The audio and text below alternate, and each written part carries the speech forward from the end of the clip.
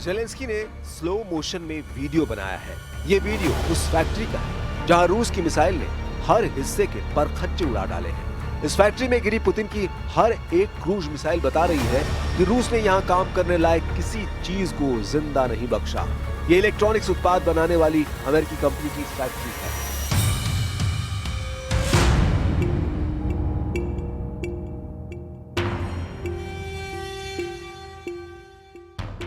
यहां अब जर्रा जर्रा चीख कर बता रहा है कि पुतिन की मिसाइलों ने बहुत ही अचूक हमले को अंजाम दिया है।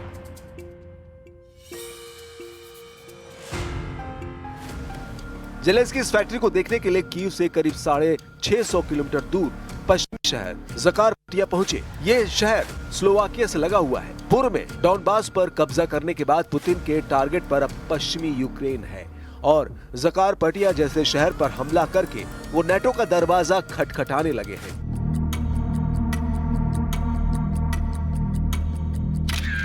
इक्कीस अगस्त को जब ज़कारपट्टिया में इस अमेरिकी फैक्ट्री पर हमला हुआ तब देखिए यहां का हाल क्या था।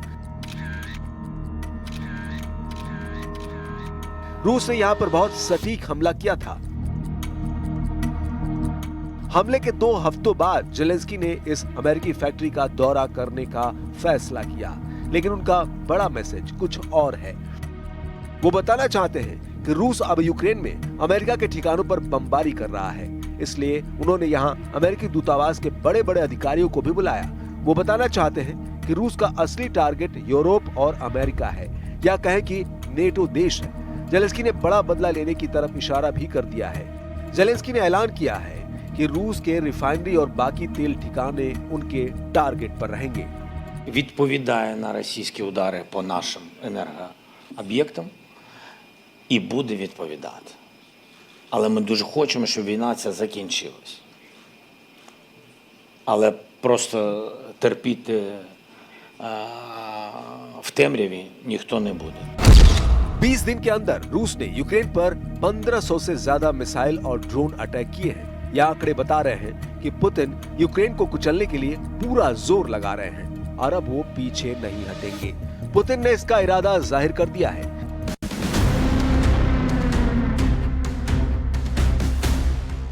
यूक्रेन को पूरी तरह सरेंडर कराने वाले इरादे के साथ अब पुतिन ने अपनी ब्रह्मास्त्र पॉलिसी लागू कर दी है। पुतिन इस वक्त 3.5 साल के युद्ध के दौरान सबसे आक्रामक नजर आ रहे हैं और इसकी कई वजह है। पहली वजह है 4 सितंबर को पेरिस के एलिसी प्रेसिडेंशियल पैलेस में यूक्रेन पर हुई मीटिंग। इस मीटिंग में यूरोप के कई देशों के लीडर शामिल हुए। सब रूस के खिलाफ एक गठबंधन बनाकर पुतिन को डराना चाहते हैं। दूसरी वजह है इस मीटिंग में यूक्रेन को दी गई यूरोप की सुरक्षा गारंटी, जिसके तहत 26 देशों की तरफ से 10,000 सैनिक यूक्रेन में तैनात किए जाने का प्रस्ताव है। यूक्रेन की सेना को हथियार और ट्रेनिंग देने की भी बात है। और तीसरी वजह है शंघाई सहयोग संगठन से लौटने के बाद पुतिन का हौसला, क्योंकि चीन और उत्तर कोरिया से पुतिन को नई ताकत मिली है। Возможных контингентов воинских на Украине. Но это одна из первопричин втягивания Украины в НАТО. Поэтому если там будут появляться какие-то войска, особенно сейчас, в ходе ведения боевых действий, исходим из того, что это будут законные цели для их поражения.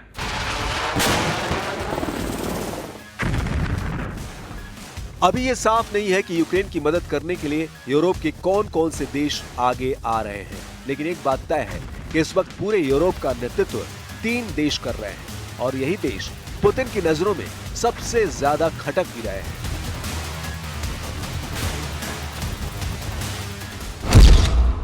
इसमें ब्रिटेन है, इसमें फ्रांस है और इसमें जर्मनी है। ये तीनों देश कह रहे हैं कि हमें किसी भी इमरजेंसी के लिए तैयार रहना होगा।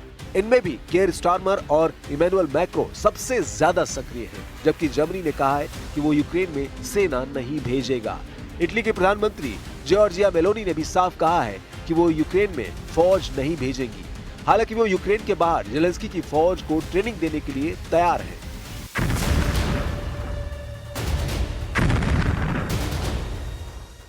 यूरोप से आने वाली मदद के बीच अमेरिका क्या करने जा रहा है, इसे लेकर यूरोप के कैंप में कुछ साफ नहीं है, या फिर इन सबको यकीन हो गया है कि अमेरिका अब अपने दम पर कुछ ज्यादा नहीं चाहता। वैसे यूरोप इस बात से घबराया हुआ है कि कहीं डोनाल्ड ट्रंप अब यूक्रेन को रूस के सामने सरेंडर करने के लिए साफ शब्दों में अल्टीमेटम न दे दे। Well, we'll work that out. We'll help them. Look, we want to save a lot of lives, so we'll do something with that. I think people expect that. We'll help them. Europe will be first in by far, and they want to be first, and they want to see it end. Europe wants to see it end, and it'll end. It'll end all of a sudden. It's going to come together. You watch. Ukraine के NATO में शामिल होने की बात सबसे पहले 2008 में सामने आई थी। तब नेटो ने जॉर्जिया को भी साथ लेने की बात कही थी, लेकिन 2008 में ही रूस ने जॉर्जिया पर हमला करके बता दिया कि उसके बॉर्डर वाले देशों से नेटो दूर रहे तो उसका हश्र जॉर्जिया जैसा होगा। 15 साल बाद 2022 में पुतिन ने यूक्रेन में सेना भेजकर अपनी वो कसम भी पूरी की। और अब 3.5 साल के युद्ध ने यूक्रेन का वो हाल किया है जिसके आगे ट्रंप से लेकर यूरोप का हर लीडर अब पुतिन से बचने का रास्ता तलाश रहा है, जबकि जेलेंस्की को लग रहा है कि सेना भेजकर उनको बचाने की शुरुआत होने वाली है।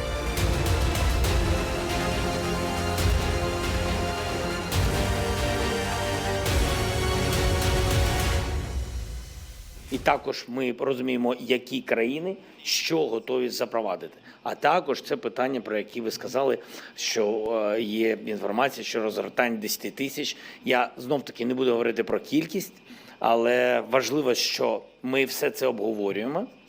Так, це буде точно не в одиницях, а в тисячах. І це факт, але про це ще трішечки зарано говорити. अभी यूक्रेन के 20% हिस्से पर रूस का कब्जा है। ये करीब 1,14,500 वर्ग किलोमीटर जमीन है।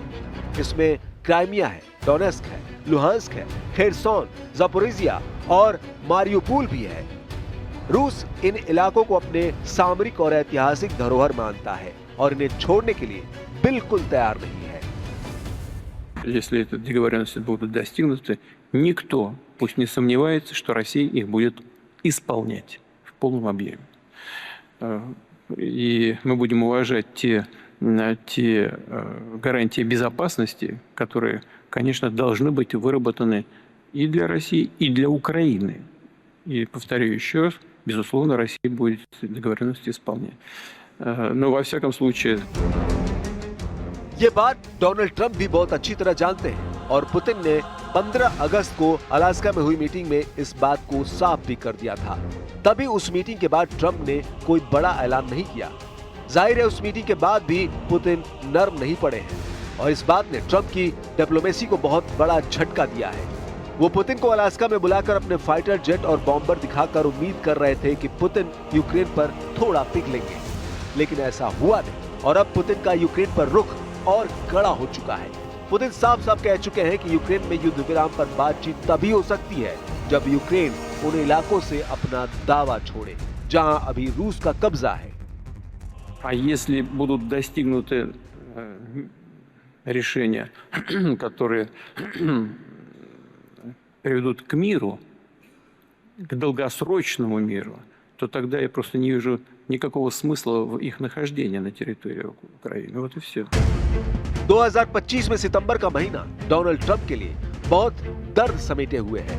अभी ट्रंप को राष्ट्रपति बने हुए 1 साल भी पूरा नहीं हुआ है और उनके सामने यूक्रेन के अलावा अब मल्टी फ्रंट खुलते जा रहे हैं, जिसमें रूस भी है, ईरान भी है और अब बीजिंग में अमेरिका के 3 सबसे बड़े दुश्मन इकट्ठा हुए तो पैनिक साफ नजर आ रहा है। अमेरिका को टक्कर देने के लिए ये तिगड़ी जब चीन में इकट्ठा हुई तो ट्रंप को बड़ा शौक लगा। शी जिनपिंग के साथ व्लादिमीर पुतिन और किम जोंग उन का आना ट्रंप पर सितंबर में बहुत बड़ा सितम ढहाने का सिग्नल माना जा रहा है।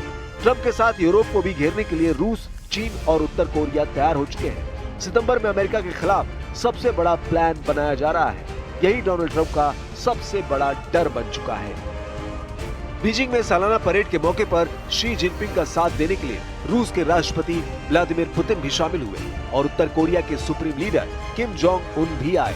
ये सब हुआ चीन में, लेकिन इसके पीछे पुतिन का दिमाग बताया जा रहा है। क्या बीजिंग में चीन, रूस और उत्तर कोरिया के लीडर्स का इकट्ठा होना अमेरिका को वार्निंग है? क्या जिनपिंग बता रहे हैं कि जैसे जापान ने द्वितीय विश्व युद्ध के दौरान सरेंडर किया था, वैसे ही अब ट्रंप को भी सरेंडर करना पड़ेगा? जिनपिंग के साथ पुतिन और किम जोंग उन क्या अमेरिका के खिलाफ सबसे बड़ा फ्रंट तैयार कर चुके हैं, जिसमें चीन भी है, रूस भी है और उत्तर कोरिया भी? यूक्रेन में चल रहे युद्ध में चीन और उत्तर कोरिया के दखल ने पुतिन को बड़ी ताकत दी है। किसी ने फौज भेजे तो किसी ने हथियार, और अब इस केमिस्ट्री को जिनपिंग ने ग्रैंड स्टेज पर लाने का फैसला किया है, ताकि डोनाल्ड ट्रंप को पता चल जाए कि अमेरिका और नेटो के युद्ध में न रूस अकेला है, न चीन अकेला है और न ही उत्तर कोरिया को अकेला छोड़ा जाएगा। अब इसी फॉर्मूले को पुतिन यूक्रेन पर लागू करना चाहते हैं। वो युद्ध को अपनी शर्तों पर खत्म कराना चाहते हैं।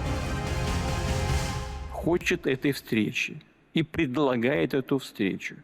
Я сказал, готов, пожалуйста, приезжайте, мы точно совершенно обеспечим условия для работы и безопасность. Гарантия стопроцентная. Но если нам говорят, мы хотим с вами встречи, но вы поезжаете туда-то на эту встречу. Но мне кажется, что это просто избыточные запросы в наш адрес.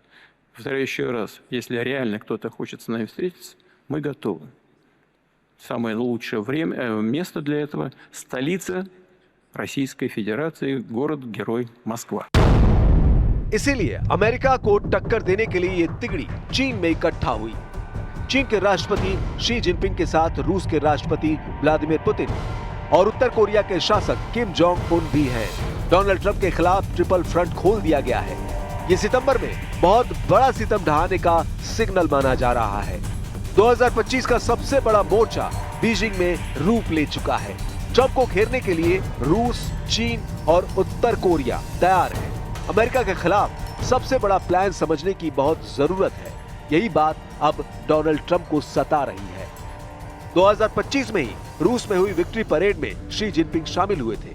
मॉस्को के रेड स्क्वायर पर जिनपिंग और पुतिन दोनों साथ साथ खड़े नजर आए। अब पुतिन ने यही ताकत जिनपिंग को दी है और बीजिंग की सालाना परेड भी ऐसा ही मौका साबित हुई।